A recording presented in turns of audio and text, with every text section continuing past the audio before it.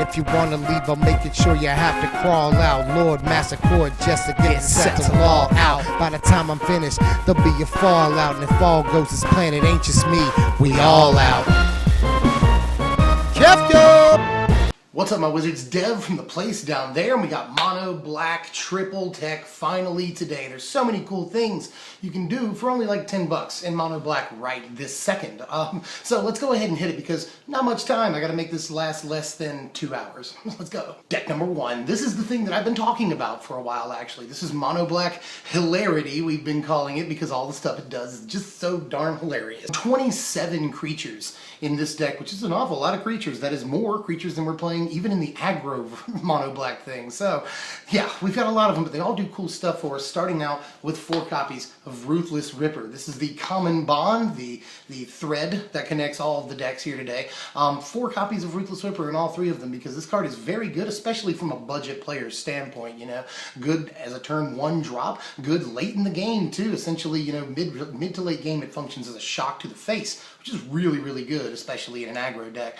And, you know, gums up the board so that we can play a little bit later. It plays good from an aggro standpoint, plays good from, you know, a defensive standpoint too. So I like everything about Ripper, and it does the things we need her to do in this deck, just like it does in all 3 of them, you know. We get a little bit later into the game because this gums up combat, especially against really good creatures. So, playing her. We're playing 3 copies of Bloodsoaked Champion, sort of a dream for a couple of these decks, honestly. This synergizes really well with a lot of stuff that we're doing in the deck, obviously. You know, we're playing Qarsi Sadist, Merciless Executioner, Fleshbag Marauder, lots and lots of stuff, Grim Haruspex, so yeah, pretty much synergizes very well with all of them being able to come back after being sacrificed or something like that, so really, really good, gotta play it. 3 copies of Qarsi Sadist in this thing. Sadist is super good. She started off as a 4 of it, to drop her down a little bit in the end though, but Qarsi Sadist is awesome, it turns out. Again, synergizes really well with Bloodsoaked Champion, and synergizes well with some of our other creatures too, you know, and is a good blocker too in the early to mid-ish game. 4 copies of Merciless Executioner and 1 copy of Fleshbag Marauder. Yeah, we can play 5 of this guy, so we might as well, right? Yeah, a key, sort of a linchpin in the deck, you know. Really, really interesting card too. We don't have to sacrifice him or anything. We can sack our Bloodsoaked Champion. We can sack our Ruthless Ripper. That's not really important anymore. You know, lots of things we can do. Sack Dutiful Attendant, get something else back, you know. Lots of cool stuff. And Fleshbag Marauder, I like Merciless Executioner more because he's cooler, even though he does the exact same thing.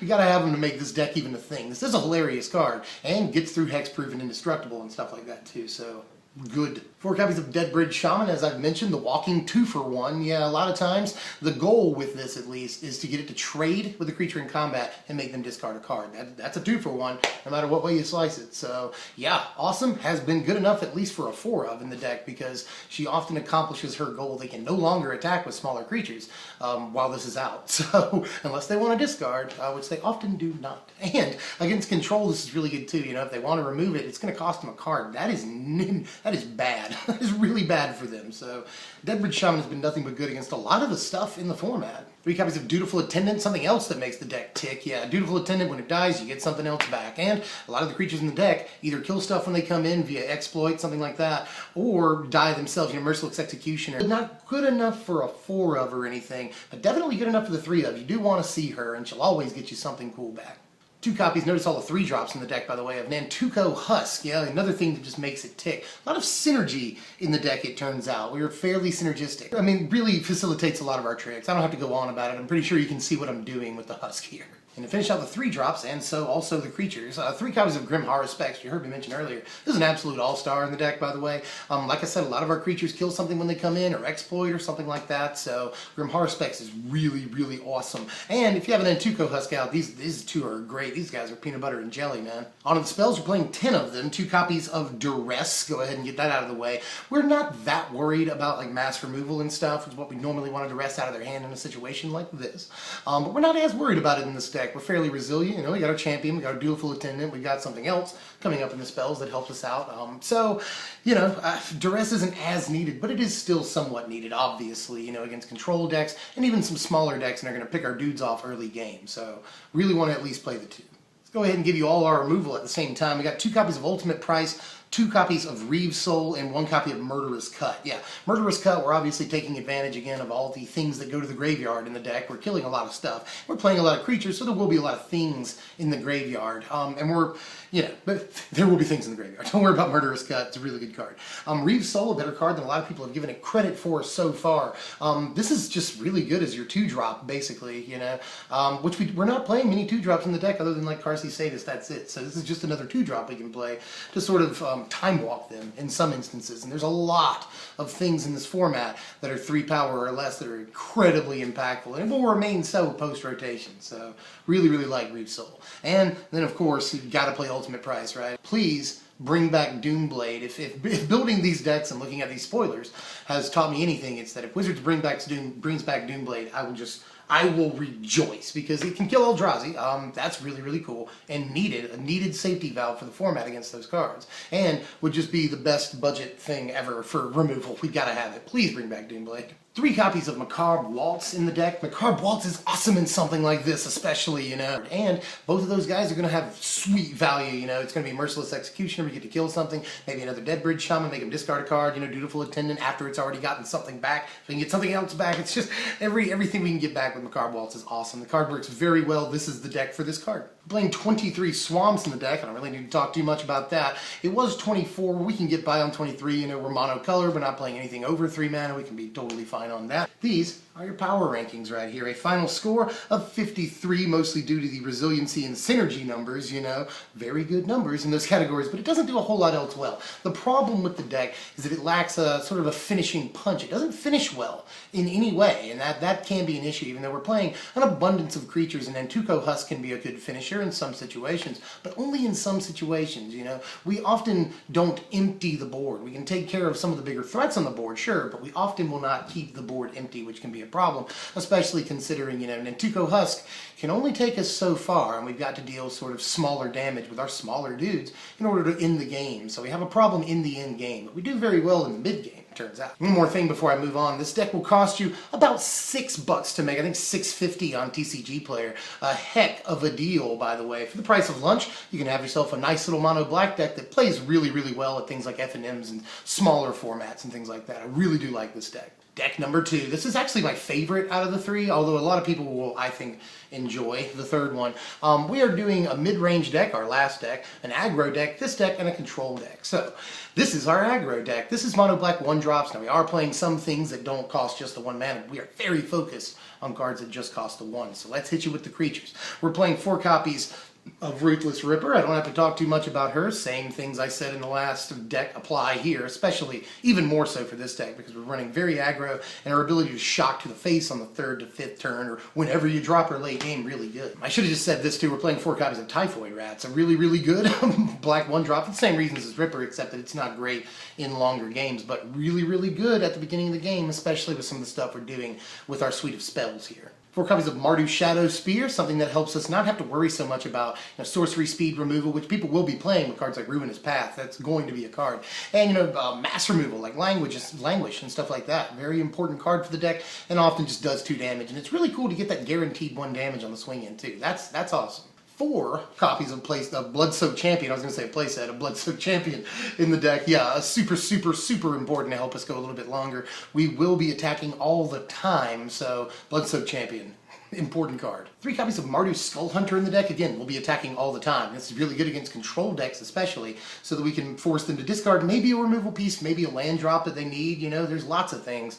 Just any card in their hand is important if they're playing control. So really, really awesome against those decks specifically, and even good against some of the bigger decks we see in the format. Force them to discard either a land or a big creature, you know, so good card. 4 copies of Qarsi Sadist in this deck. Yeah, another thing that just helps us deal that little bit of extra damage and is a good blocker against decks that go a little bit bigger than us in the mid game, which is important to have, you know. But we'll have something to exploit all the time. We're playing a ton of 1-drops in Bloodsoaked Champion. Again, exploits very well here. And 1 copy of Gurmag Angler to finish the creatures off. Yeah, this is a 1-drop, it turns out. Even with Bloodsoaked Champion in the deck, we're still going to have a ton of creatures and even spells in our graveyard at all times. So something like Gurmag Angler is really good. It's the biggest body we can possibly play for such a low cost, and in a budget deck too. So really want to play at least the 1 copy. I could see if you wanted to play 2 or even 3. The card is really, really good. 16 spells in the deck, and it wouldn't be this deck if I didn't go ahead and say we're playing a playset of Foul-Tongue Shriek. We plan to be attacking with a lot of dudes, so this can go a long way to dealing an extra 3, 4, even later game 5 damage to the opponent, and really help finish the game out. You know, a lot of the times this is a Stoke the Flames or a Lightning Strike to the face, you know. The card has been nothing but good in testing. People keep telling me to try it out, and I just never did, but in this deck, it's ideal. The deck for this card. 3 of the weirdest card in any of these decks. In all 3 of the decks, this is the weirdest card. 3 Touch of Moonglove. If you don't notice, we are doing with like Ruthless Ripper, Qarsi Sadist, Touch of Moonglove. We're doing damage outside of our creatures, and Foul-Tongue Shriek. We're doing damage outside of our creatures to help sort of lower the gap, lessen the gap, you know, because we're not going to deal all of our damage by combat damage alone. We can't win the game that way because all of our creatures are so low to the ground. So we've got to have something like Foul-Tongue Shriek and something like Touch of Moonglove, Qarsi Sadist to deal a few extra incremental damage, and dealing just, you know, 4 to 6 damage with cards like that over the course of the game can often be a deal breaker. 4 copies of Molting Snakeskin in the deck. Molting Snakeskin is super awesome, you know. Having 3 mana really allows a lot of our creatures to, again, be resilient, stick around through mass removal and things like that, especially Crux of Fate, you know, End Hostilities.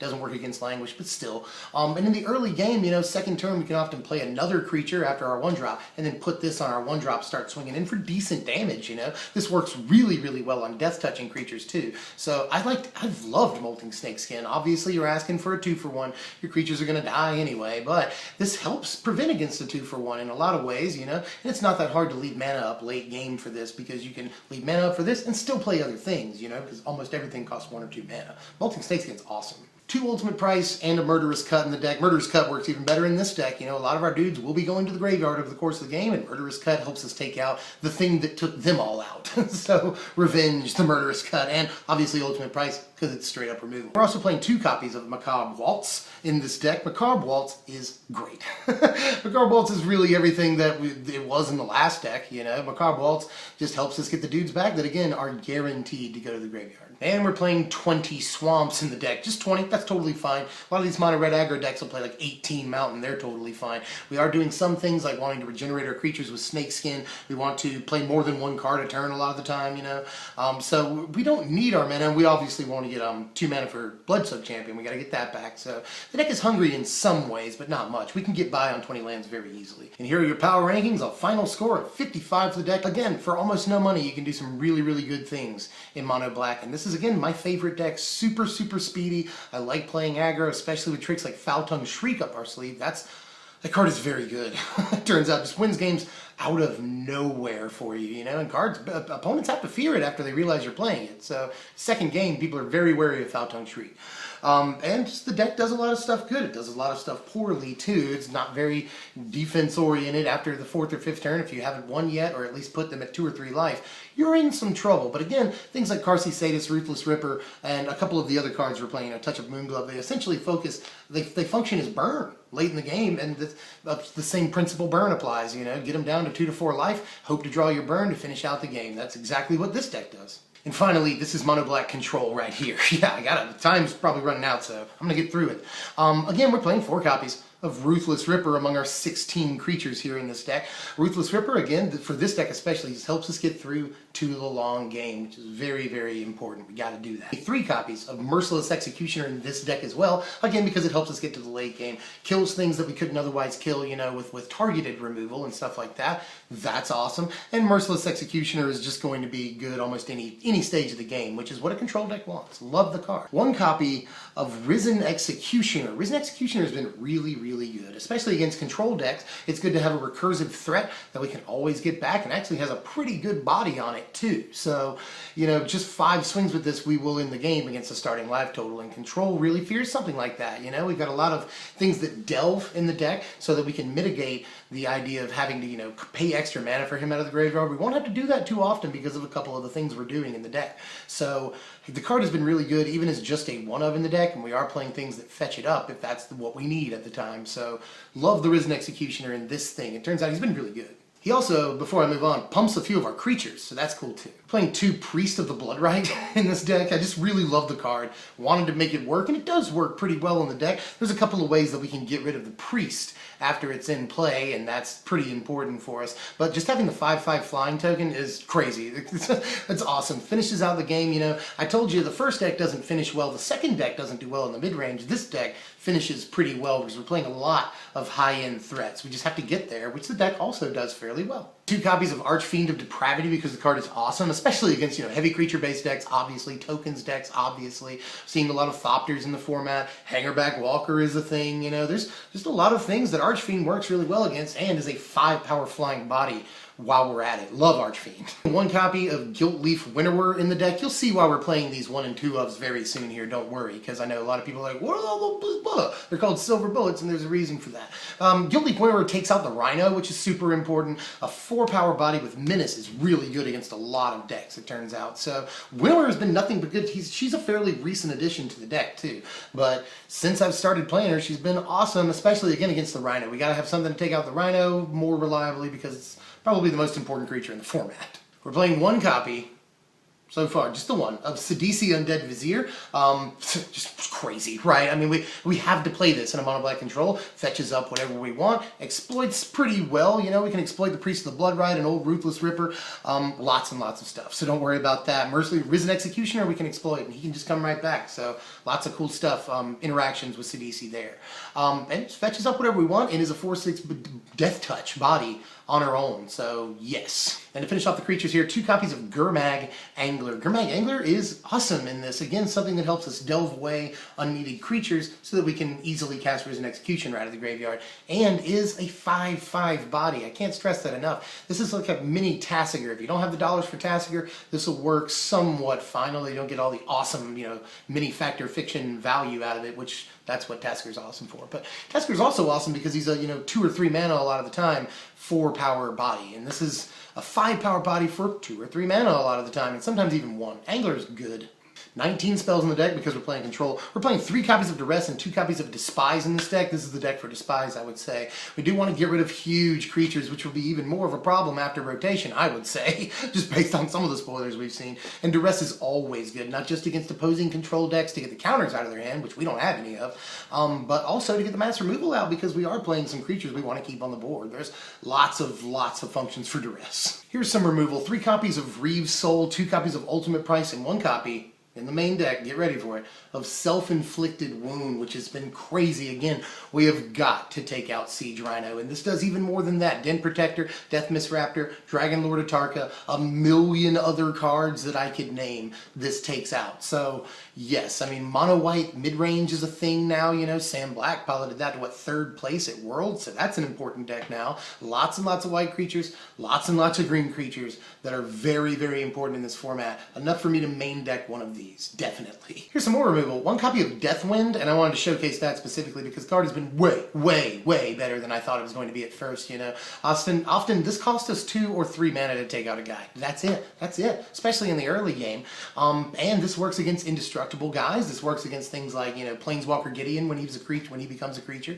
This works against regular Gideon when he's still a creature and decides to become indestructible. Deathwind, and that's only 2 mana. Like, Deathwind has been really good against a lot of the stuff I test against, and yeah, it's 6 mana to take out of Siege Rhino, whatever. And late in the game, that's doable, by the way, especially at instant speed.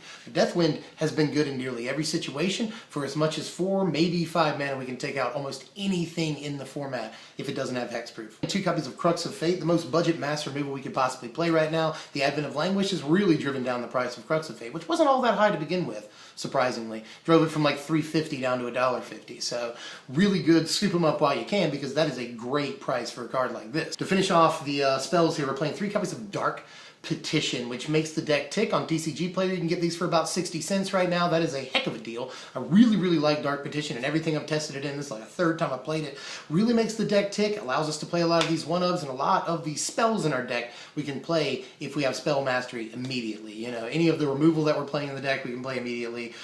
Most of the removal, at least. And it's just been super awesome. Allows us to play less copies of some cards that we don't want to see all the time, you know. I want to see Dark Petition all the time.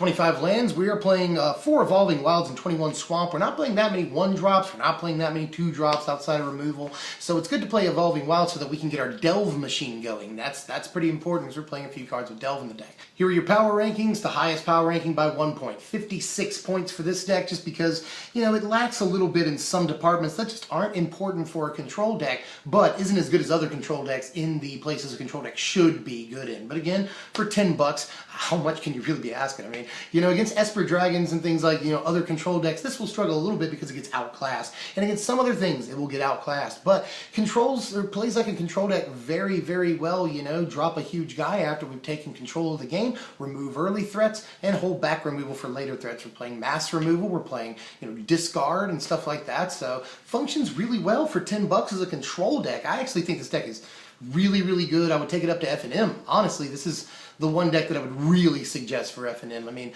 all 3 of them work pretty well in a smaller environment, you know, but this is the one that I think will have the most success in an environment like that and can be improved on with a few dollars pretty easily, I would say. So, like the deck a whole heck of a lot. Let me know what you guys think, because I think this is one of the better budget decks that we've made in a long time.